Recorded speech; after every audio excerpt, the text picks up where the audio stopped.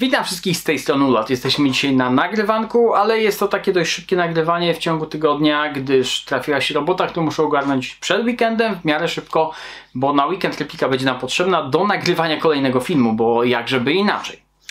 I czym się dzisiaj zajmujemy? Mianowicie będziemy dzisiaj zajmować się APS-em Skrzata.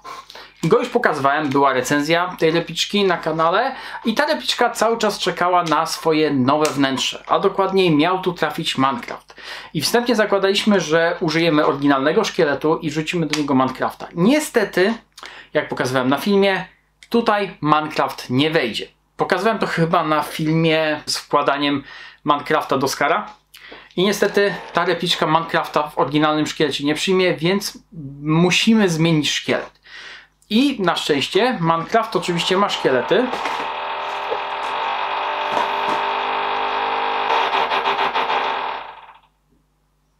I sobie gościu wietraka kupi.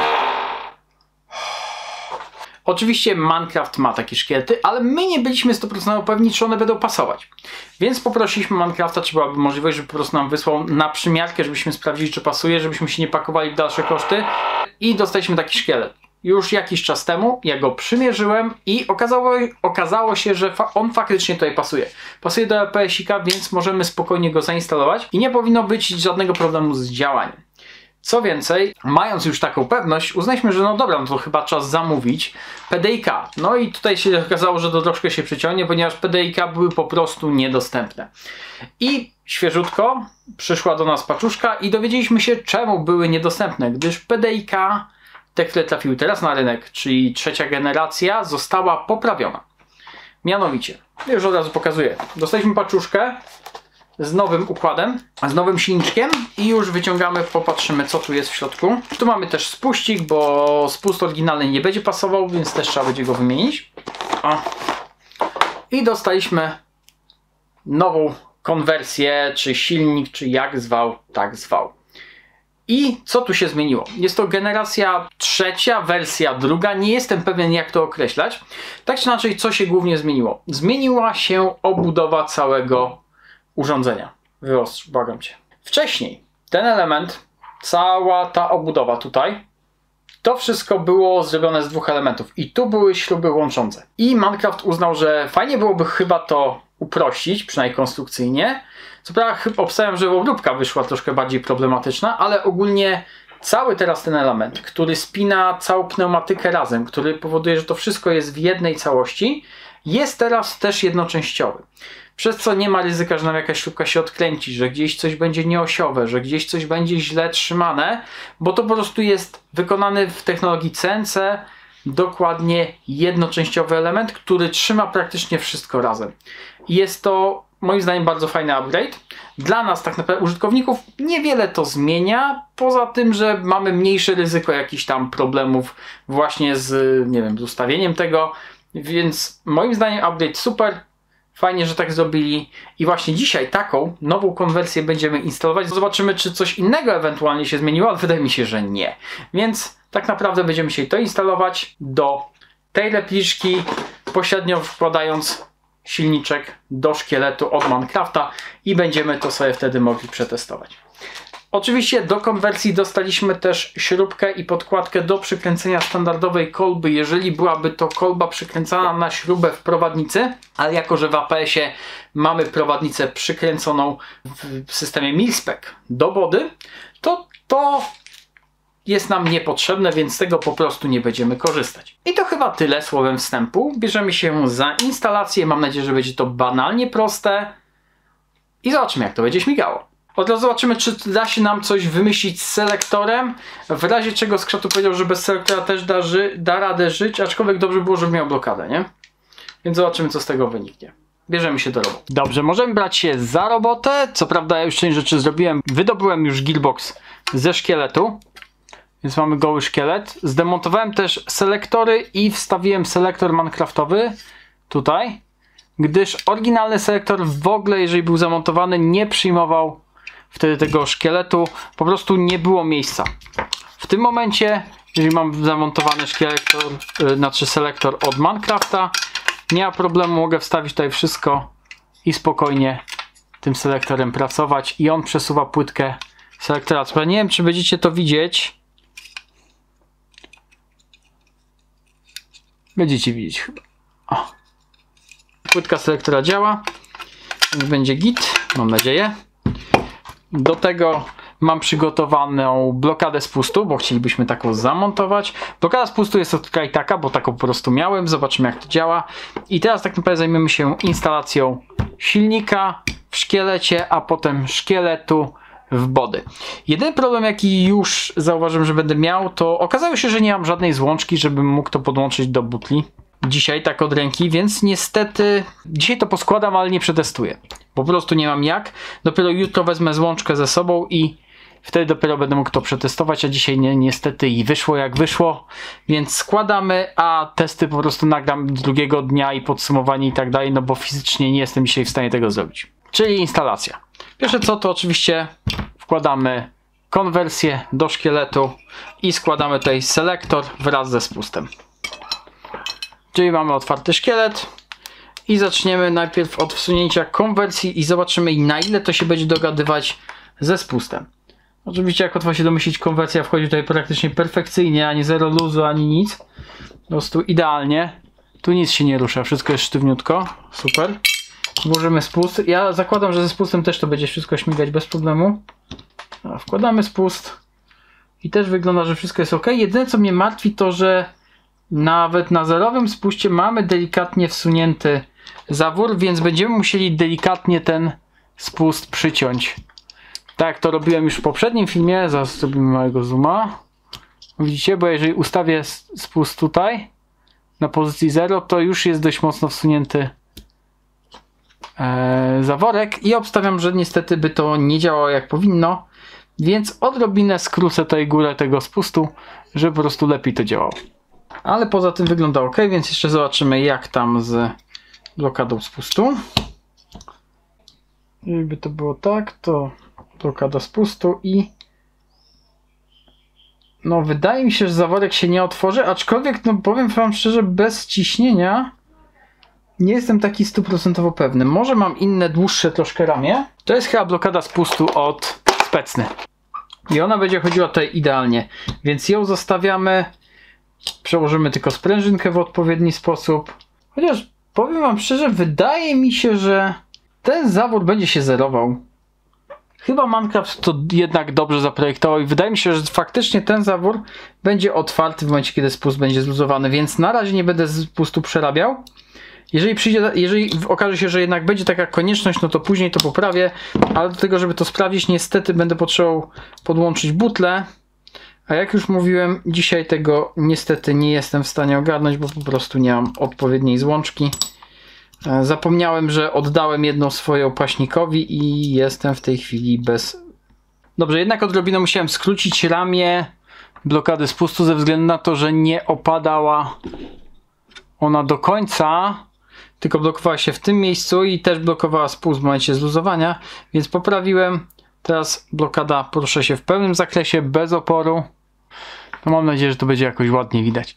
Tak czy inaczej, ta blokada chodzi po całym zakresie bez oporu i tutaj na pewno będzie blokowała. Więc powinno teraz być ok. Możemy to składać, wkładać sprężynki, skręcać to wszystko i wkładać już do repliki i no jutro zrobić test, czy wszystko śmiga. Czyli co, skręcamy szkielet, bo nic więcej tutaj nie musimy w środku robić, wszystko pasuje, wszystko siedzi na swoim miejscu. Ja też nie daję sprężynki pod spust, ze względu na to, że sam opór sprężyny, który jest w zaworku, wystarcza jako opór dla pracy spustu, a w tej konfiguracji ma to tą zaletę, że po prostu spust będzie bardziej miękki. Mam tylko nadzieję, że spust się będzie wystarczająco dobrze resetował i nie będę musiał tego poprawiać później.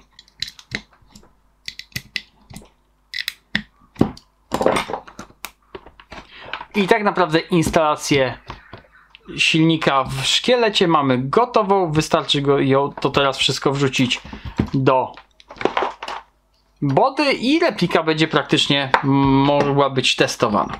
Tylko że względu na to, że spust niekoniecznie nie pracuje w pełnym zakresie, no nie za bardzo chcę to wleźć na swoje miejsce. No niestety. Blokuje nam się spust, o tutaj otwór na spust. Niestety nie wchodzi. Spust jest za duży, troszkę innej konstrukcji, przez to się po prostu tutaj nie mieści. Więc muszę ten otwór tutaj po prostu powiększyć. Otwór mamy, jak widać, poszerzony. Spróbujemy zaraz włożyć konwersję.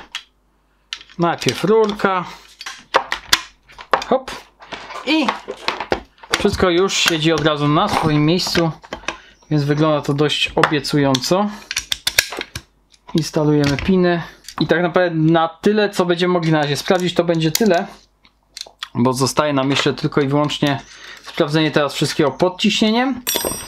Ja będę też zmieniał tutaj lufę, będę zmieniał komorę, ale tego już nie będziemy wam pokazywać.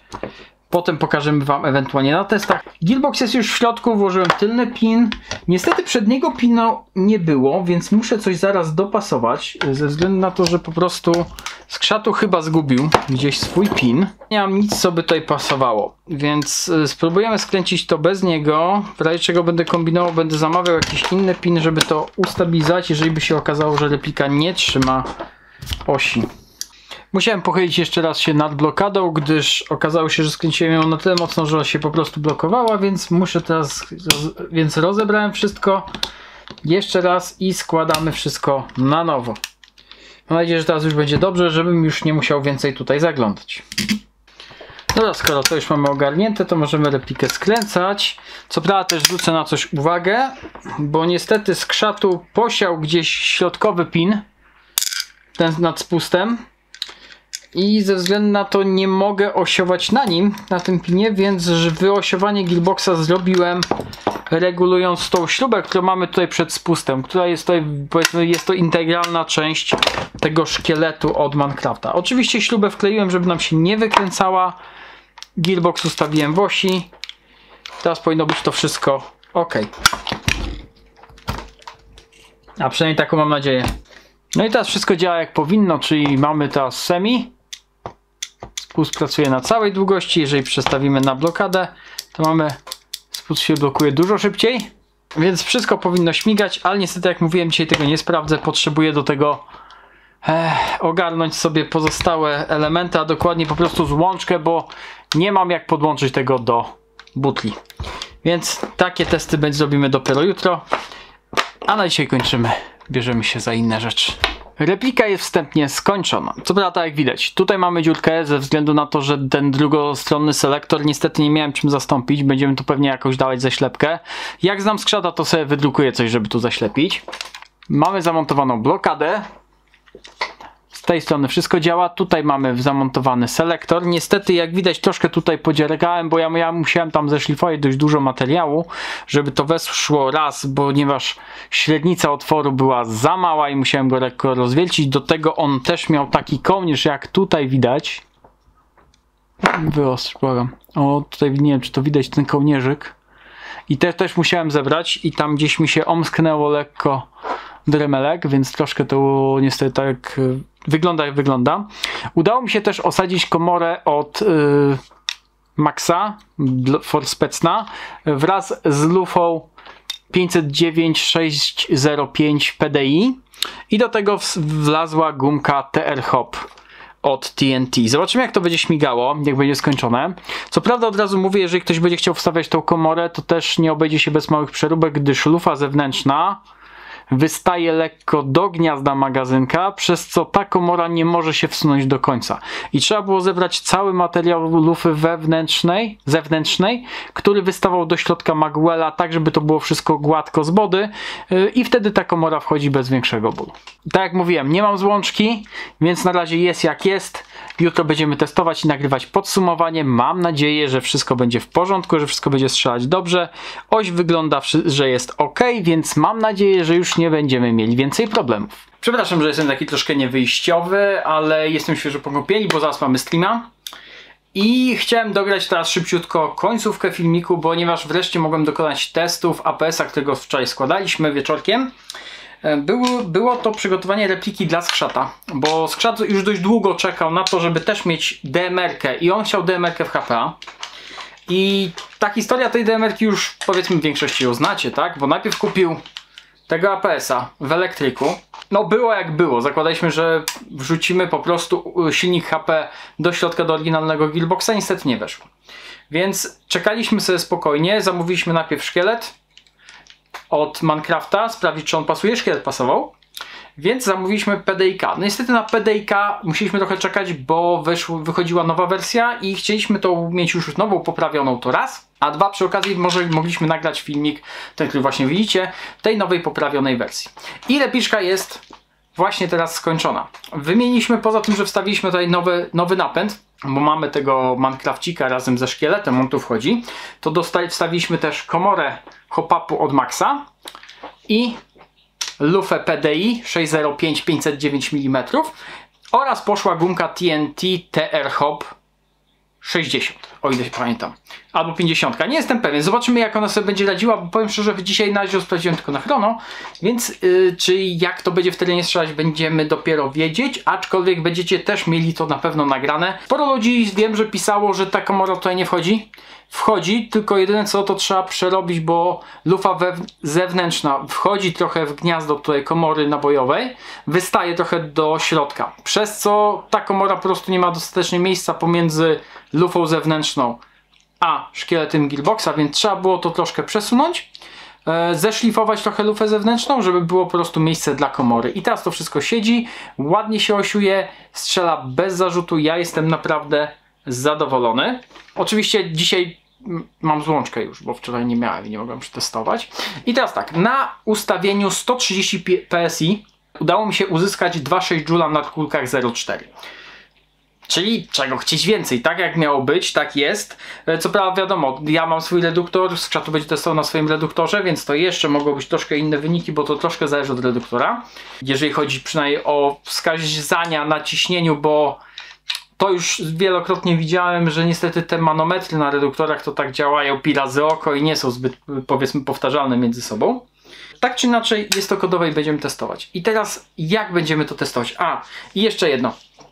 Bo robiłem tą drogę z pustu. I powiem wam tak. Na zablokowanym, będę to pewnie jeszcze poprawiał za jakiś czas, chyba że Skrzatu nie będzie chciał. Teraz jest zablokowany spust. Tak? I to wystarcza, żeby strzelał. Więc nie jest taki długi na tej nowej konwersji. Nie wiem, czy coś się zmieniło, czy to jakieś inne połączenie jakichś elementów. Nie mam pojęcia, ale naprawdę taki ruch spustu wystarcza, żeby replika strzelała. Do tego nie daliśmy sprężynki pod spust, przez co ten spust jest dużo miękki niż ja pierwotnie miałem. I powiem wam szczerze, ja zaczynam być naprawdę zadowolony z tego, jak działa Minecraft, bo i prawdopodobnie sam przesiadam się na Minecrafta. Po prostu. Ze swoją esetką HPA przejdę na Minecrafta, bo mam serdecznie dość Polarstara, więc czekam po prostu na nowy silnik PDIK, wstawię do swojej i zobaczymy. I może to będzie moje docelowe, bo jeżeli uda mi się ustawić spust na takim ruchu i tak miękko jak jest tutaj, to naprawdę nie będę chciał nic więcej. I naprawdę będę z tego zadowolony. Więc to chyba w sumie wszystko, co miałem powiedzieć. Podoba mi się to, że Minecraft cały czas rozwija te systemy, mimo że one są już dobre i tak dalej, chwalone i tak dalej, to cały czas coś się zmienia i zmienia się na lepsze. Bo moim zdaniem zrobienie jednoczęściowego szkieletu dla PDIK to było naprawdę dobry pomysł. Znaczy szkieletu, bardziej ramy dla samego układu. I naprawdę chodzi to świetnie. I w APS-ie też da się wstawić. I szczerze polecam. Zobaczymy, jak to będzie strzelało później. I teraz właśnie, co będzie później? Co z tą repliką? Bo nie będzie w tym filmie na pewno testu. Na pewno nie będzie testu. Raz, po prostu nie mam czasu. Dwa, zrobimy tej replice naprawdę porządny test w lesie.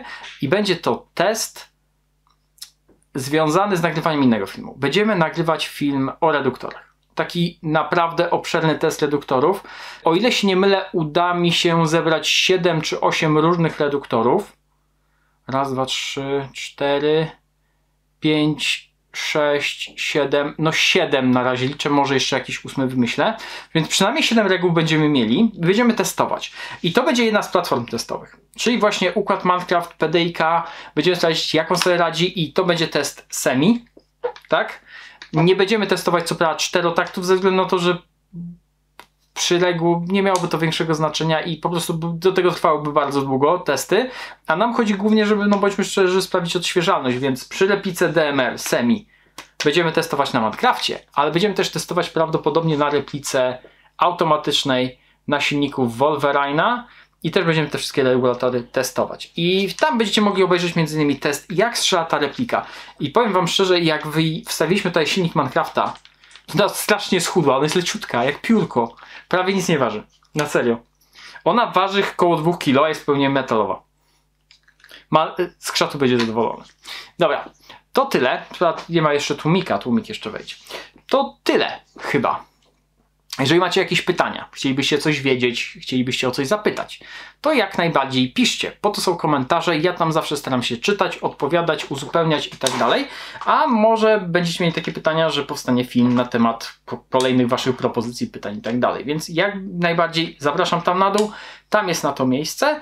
A na tą chwilę ja dziękuję wszystkim za oglądanie, dziękuję patronom za wsparcie, dziękuję Minecraftowi za naprawdę owocną współpracę, bo bardzo dużo ich męczę, a to złączka, a to coś tam, a jak to działa, a jak to poprawić, a czy możecie mi powiedzieć jak to, czy coś z tym można zrobić, więc dziękuję Minecraftowi za wsparcie, bo naprawdę super mi pomagają, do tego jeszcze dostaję na testy fajne zabaweczki i niedługo tych filmów albo już były, albo będą, więc coraz tego więcej. Jak już widzieliście, zbudowaliśmy DMR-kę na APS-ie. Tak, wiem, bardzo hardkorowe zadanie, ale udało się. Mamy ustawione 2,5 Joula w tej chwili na tym setupie.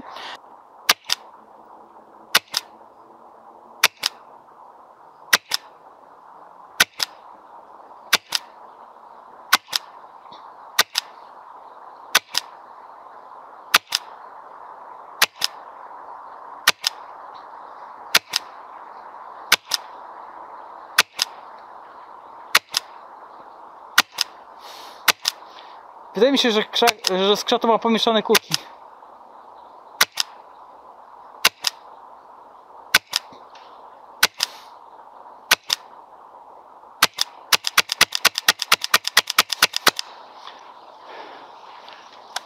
Strzela to całkiem fajnie, skrzatu jest bardzo zadowolony. Skuteczny zasięg mieliśmy powyżej 80 metrów. Taki pewny skuteczny zasięg. Co prawda dzisiaj mamy tutaj dużo wiatru i trochę nam te kulki zawija niestety. Więc zrobiliśmy tylko taki test na szybko. Tyle. Tym bardziej, że mam wrażenie, że skrzatu ma pomieszane kulki, bo używam jego kulek i powiem szczerze, zdarzały mi się kulki, które poszły w górę mocno. Więc cóż, ja mogę, tak? Znaczy, projekcik skończony, skrzatu jest bardzo zadowolony. No, wygląda to, delikatnie mówiąc, kozak. Jak ktoś lubi takie Uber DMR-ki współczesne, taktyczne i w ogóle, to naprawdę wygląda to spoko. No tak już naładowane zabawek. I tak naprawdę tyle. Skrzatu jest zadowolony, my dziękujemy Minecraftowi za pomoc, za wsparcie techniczne, za podpowiedzi i tak dalej, bo trochę im męczyłem o to. Dziękujemy też za możliwość, Skrzatowi za możliwość zbudowania tego i pokazania wam. I tak naprawdę tyle. Jeżeli macie jakieś pytania do tego buildu, bo sądzę, że mogą być, jeżeli macie jakieś sugestie co do tego buildu i tak dalej, to piszcie. Po to są komentarze, ja tam zawsze staram się odpowiadać, uzupełniać i tak dalej. Więc po prostu, jeżeli tylko macie chęć, zapraszam na dół do sekcji komentarzy. A na tą chwilę to wszystko. Dziękuję wszystkim za oglądanie, dziękuję patronom za wsparcie i do zobaczenia ponownie.